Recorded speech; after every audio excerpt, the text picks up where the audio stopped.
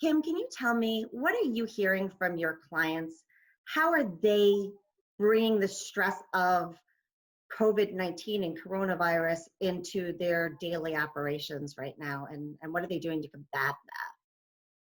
Yes, good question. I don't know if they're doing a lot to combat it. I think that that's the problem is they're dealing with a lot of stress, which is the few techniques that I have created, that I've provided, I should say, really, is there are like 3 or 4 techniques in there. One is for meditation, one's for breathing, and one's for something called tapping.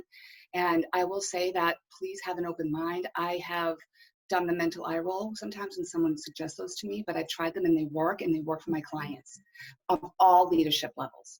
Because even though we're going through a tough time right now, it's a whole nother level of stress and people are taking on more than they really need to, feeling like they have to provide so much of themselves, but they're not taking care of themselves in order to do And it's so critical right now that we do give ourselves a little bit of forgiveness. Can you tell me how you're relaying that message to the clients that you're working with? Yeah, first of all, the first thing I get is, how can I work from home? I have everybody in my house. Most of us do. And so I say, well, guess what? Everyone else does too. Mhm. So if you hear my dog, he's probably going to bark. That's going to be okay. That needs to be forgiven because we're all in this together. Forgive the cliche, but it's true.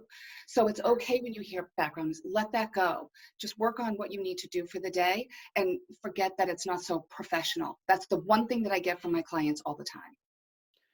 And with so many of us working remote for an extended period now for the first time, Mhm. what can we do a little bit differently?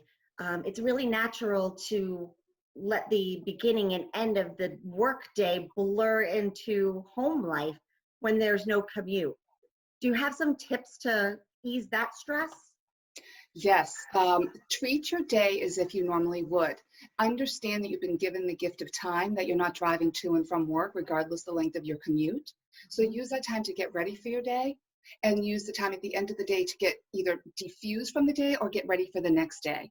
And keep a calendar for you and your family or whomever you need to so that you have as much of a routine as possible because some of us do work well from home and some of us don't. So it's new. Keep a routine as much as possible.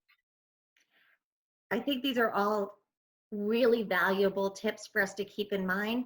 And we've provided some additional information in the links in the article that supports this video. Kim, we'll look forward to our next conversation with you. Stay healthy. Thank you. Thank you for having me.